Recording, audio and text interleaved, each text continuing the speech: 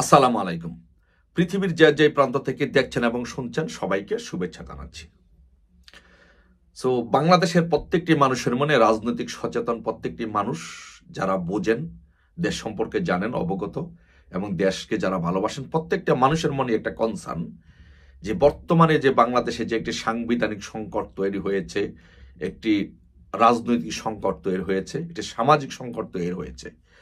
এই বিশৃঙ্খল পরিস্থিতি থেকে উত্তরণের উপায় কি? কিভাবে আমরা উত্তরণ ঘটাতে পারি? কোন দিকে দেশটা যাচ্ছে, কোন দিকে যাবে? অলরেডি তো কেউ কেউ বলছে, যে অনেকেই বলছে এবং আমরাও বলছি যে বাংলাদেশে একটি গৃহযুদ্ধ চলছে। এই গৃহযুদ্ধের হাত থেকে দেশটাকে রক্ষা করতে হলে আমরা কি করতে পারি? কিভাবে এই দেশটাকে এই দেশ থেকে রক্ষা করতে পারি? এই বিষয়টা নিয়ে প্রত্যেকটা মানুষের মনে প্রশ্ন এবং আমার মনেও একই প্রশ্ন। বাট আমি মনে করি, আমরা মনে করি যে বাংলাদেশটাকে বর্তমান যে পরিস্থিতি, সেই সাংবিধানিক সংকট, রাজনৈতিক সংকট, এই পরিস্থিতি থেকে উত্তরণের জন্য একটা বেস্ট সলিউশন হচ্ছে যে শেখ হাসিনার নেতৃত্বাধীন সংসদ যদি চায় একটি নতুন নির্বাচনের মাধ্যমে এই সমস্যা থেকে উত্তরণ সম্ভব। কেন শেখ হাসিনা নেতৃত্বাধীন সংসদ দরকার? আসলে বাংলাদেশে যেই বর্তমানে সংকটটি তৈরি হয়েছে, সেই সংকটটি থেকে বের হতে হলে লং টাইম বেসিস, বাংলাদেশে একদম লং টাইম বেসিসে এই সমস্যা থেকে উত্তরণের জন্য শেখ হাসিনার নেতৃত্বাধীন সংসদ এই কাজটা করতে পারে, এই অবস্থা থেকে মুক্তি দিতে পারে। এছাড়া আর অন্য কোনো সলিউশন নাই। একমাত্র শেখ হাসিনার নেতৃত্বাধীন যে সংসদ, সেই সংসদ যদি অধিবেশন ডেকে একটি নতুন তত্ত্বাবধায়ক সরকারের একটা বিল পাশ করে, নতুন তত্ত্বাবধায়ক সরকার এনে তাদের কাছে ক্ষমতা হস্তান্তর করে একটি যদি নির্বাচন দেয়, তাহলে বাংলাদেশে লং টার্ম বেসিস স্থায়ী সমাধান আসবে। এছাড়া কোনো ওয়েতেই বাংলাদেশে স্থায়ী সমাধান, রাজনৈতিক সমাধান কোনোভাবেই গৃহযুদ্ধের হাত থেকে বাংলাদেশকে রক্ষা করা যাবে না। কেন যাবে না আমি একটি কথা বলি, এটা বিশ্লেষণ করি, আসুন আমরা দেখি যে কেন যাবে না। মুখে বললে তো হবে না, এটার লিগ্যাল ফ্রেমওয়ার্ক কি এবং কেন কি কি কারণে এটা সম্ভব না, আসলে একটু বিশ্লেষণ করি এবং লিগ্যাল বিষয়গুলো একটু দেখি এবং পলিটিক্যাল ইমপ্লিকেশনগুলো একটু আমরা ডিসকাস করি।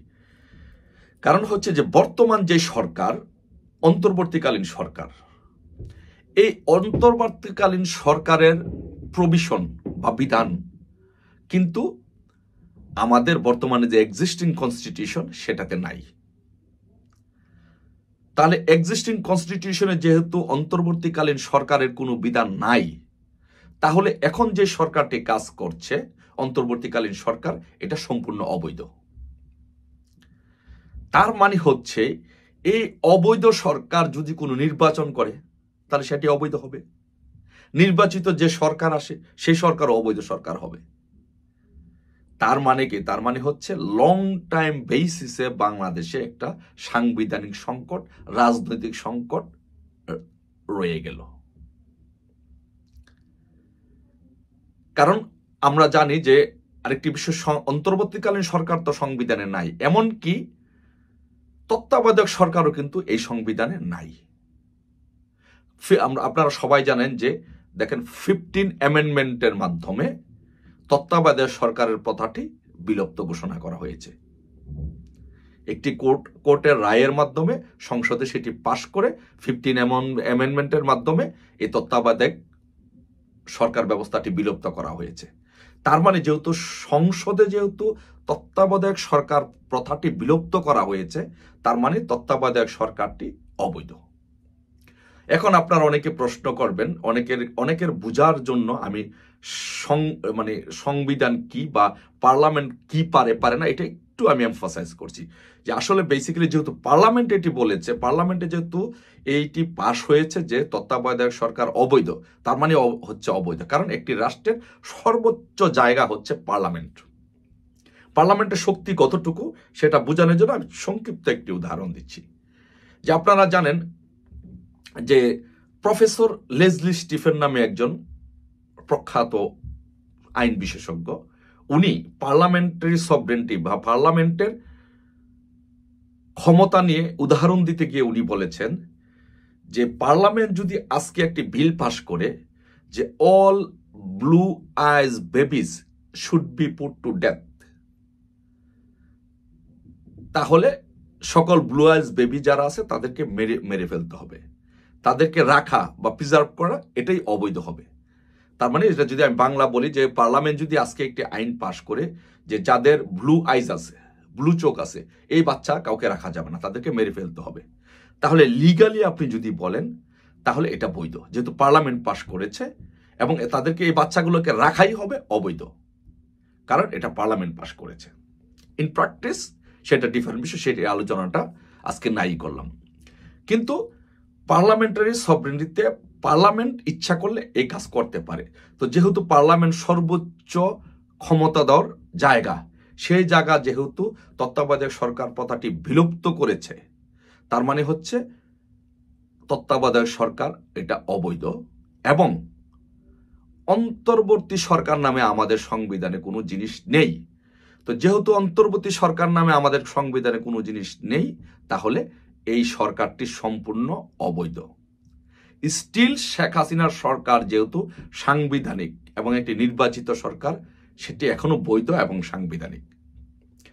তাহলে দ্য বেস্ট সলিউশন হচ্ছে যদি বর্তমান সংসদ মানে শেখ হাসিনার নেতৃত্বাধীন সংসদ, তাদের যেহেতু 2/3 মেজরিটি আছে, তাহলে এই 2/3 মেজরিটি যদি একটি সংসদ ডেকে ওই সংসদের মধ্যে তত্ত্বাবধায়ক সরকার ব্যবস্থাকে অন্তর্ভুক্ত করে তত্ত্বাবধায়ক সরকারের বিলটি পাশ করে তাদের কাছে যদি ক্ষমতা হস্তান্তর করে 3 মাসের মধ্যে একটি নির্বাচন দেওয়ার ব্যবস্থা করে, তাহলে বাংলাদেশের যত রাজনৈতিক অচল অবস্থা আছে, সামাজিক অচল অবস্থা আছে, সব কিছু ধুয়ে মুছে শেষ হয়ে যাবে, বাংলাদেশ আবার নতুন ধারায় ফিরে আসবে।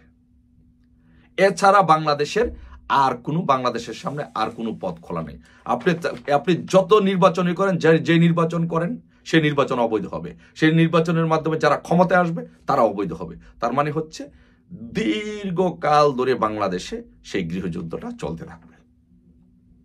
এখন আসুন এখন আরো একটি বিষয় নিয়ে আলোচনা করি, যে সেটা হচ্ছে যে এই সরকার কি করেছে, একটি প্রজ্ঞাপনের মাধ্যমে দল নিষিদ্ধ করেছে, আওয়ামী লীগকে নিষিদ্ধ করেছে, যুবলীগকে, ছাত্রলীগকে নিষিদ্ধ করেছে, জাতীয় পার্টিকে নিষিদ্ধ করা চায়। এখন আমার প্রশ্ন হচ্ছে ভাই, আমি তো লিগাল বেসিসটা ডিসকাস করলাম একটু আগে, যে যেখানে এই সরকারেরই কোনো ভিত্তি নাই, এই সরকারটাই সম্পূর্ণ অবৈধ। সো একটা অবৈধ সরকার যে কাজগুলো করবে সবই তো অবৈধ। সেখানে এই সরকার প্রজ্ঞাপন জারি করে আওয়ামী লীগের কার্যক্রম নিষিদ্ধ করেছে, যুবলীগের কার্যক্রম নিষিদ্ধ করেছে, ছাত্রলীগেরটা নিষিদ্ধ করেছে, এবং কি জাতীয় পার্টি করতে চায়। তো তার মানে হচ্ছে যা কিছুই করুক না কেন, এই সরকার যা কিছুই করবে সবকিছু অবৈধ। সো তাদের এই রায়ের কোনো কার্যকারিতা নাই, তাদের এই প্রজ্ঞাপনের কোনো আইনি ভিত্তি নেই।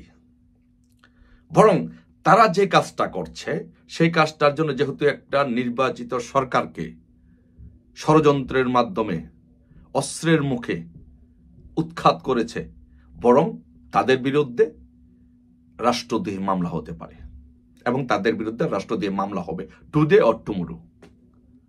তাদের বিরুদ্ধে তাদেরকে কেউ বাঁচাতে পারবে না এই রাষ্ট্রদ্রোহী মামলা থেকে, এই রাষ্ট্রদ্রোহী অপরাধ থেকে। এখন আরেকটি সামাজিক ইমপ্লিকেশনে আসেন এবং পলিটিক্যাল ইমপ্লিকেশনে আসেন, যে আপনি ধরেন লিগাল টার্মটা বাদই দেন, পলিটিক্যাল টার্মে যদি আসেন, আপনি দেখেন যে একটা দেশের সবচেয়ে বৃহৎ রাজনৈতিক দল হচ্ছে বাংলাদেশ আওয়ামী লীগ, তারপরে জাতীয় পার্টি আছে, 14 দল আছে। এখন এই বৃহৎ রাজনৈতিক দলগুলোকে, পুরানা রাজনৈতিক দলগুলোকে বাদ দিয়ে এই দলের সবকিছু মিলিয়ে যদি ধরেন আওয়ামী লীগ, জাতীয় পার্টি, 14 দল সহ আর অন্য দলগুলো সহ প্রায় বাংলাদেশে 60% থেকে 70% মানুষের দল এইগুলো। এখন এই বৃহৎ দলগুলোকে, রাজনৈতিক দলগুলোকে আপনি একটি নির্বাচন করে একটা অবৈধ অসাংবিধানিক সরকার একটি নির্বাচন দিয়ে চলে যাবে, আর সেই সরকার টিকবে, সেটা সাংবিধানিক বৈধতা পাবে, দেশের রাজনৈতিক স্থিতিশীলতা থাকবে, সেটা কি ভাবার কোনো উপায় আছে? কোনো কারণ আছে? কোনো কারণ নেই, এবং সেটা কোনোদিন সম্ভব হবে না। তার মানে হচ্ছে যে এই ইনুস বাংলাদেশের লং টার্মে এই অকামকুকামগুলো করে, অসাংবিধানিক অবৈধ কাজগুলো করে বাংলাদেশকে একটা লং টাইম বেসিস একটা সামাজিক, রাজনৈতিক, অর্থনৈতিক একটা সমস্যার মধ্যে ফেলে যাবে, যা থেকে বাংলাদেশ বের হয়ে আসতে আগামী 50 বছরও পারবে কিনা সেটা আমাদের জানা নেই। সো তাই আমি মনে করি সকলেরই শুভবুদ্ধির উদয় হোক, দেশের মঙ্গল হোক, দ্য বেস্ট সলিউশন করার জন্য যেটা করা দরকার আমি মনে করি এই মুহূর্তে যে পলিটিক্যাল একটা কনসেনসাস দরকার। সে কনসেনসাসটা হচ্ছে যে সকল রাজনৈতিক দলগুলো মিলে আমরা সকলে যদি একটা সিদ্ধান্ত নেই যে বাংলাদেশে কোনো পলিটিক্যাল ভেন্ডেটা থাকবে না, দীর্ঘকাল রাজনৈতিক সংঘাত থাকবে না, তাহলে আমরা যেটা করতে পারি যে সেটা হচ্ছে শেখ হাসিনার নেতৃত্বাধীন যে সংসদ আছে সেই সংসদ ডেকে সেই সংসদে তত্ত্বাবধায়ক সরকারের বিল এনে তত্ত্বাবধায়ক সরকারের কাছে ক্ষমতা হস্তান্তর করে 3 মাসের মধ্যে একটি নির্বাচন দেবে, সুষ্ঠু নির্বাচন হবে। সেই নির্বাচনে যে ক্ষমতা আসবে তারা এরা সরকার পরিচালনা করবে, যে বিরোধী দল থাকবে তারা বিরোধী দল থাকবে, এই ধারা গণতান্ত্রিক ধারা কন্টিনিউ থাকবে। This is the best solution. যদি আমি মনে করি যে বাংলাদেশের জনগণের বা বাংলাদেশের এই যারা অশুভ শক্তি, যারা বাংলাদেশে অশুভ শক্তিকে প্রতিষ্ঠিত করার জন্য এবং অসাংবিধানিক সরকারকে প্রতিষ্ঠিত করার জন্য চেষ্টা করছেন, তাদের সকলের শুভবুদ্ধি উদয় হবে এবং সেই পার্মানেন্টলি দেশকে ভালোবাসলে সে পার্লামেন্ট সলিউশনে আসবে। শেখ হাসিনা সরকারের নেতৃত্বাধীন যে সংসদ আছে সেটির মাধ্যমে একটি নতুন তত্ত্বাবধায়ক সরকারের বিল এনে নতুন তত্ত্বাবধায়ক সরকারের অধীনে বাংলাদেশে নির্বাচন করে বাংলাদেশে শান্তি ফিরিয়ে আনতে সহায়তা করবে। ধন্যবাদ সকলকে, সবাই ভালো থাকবেন। জয় বাংলা, জয় বঙ্গবন্ধু।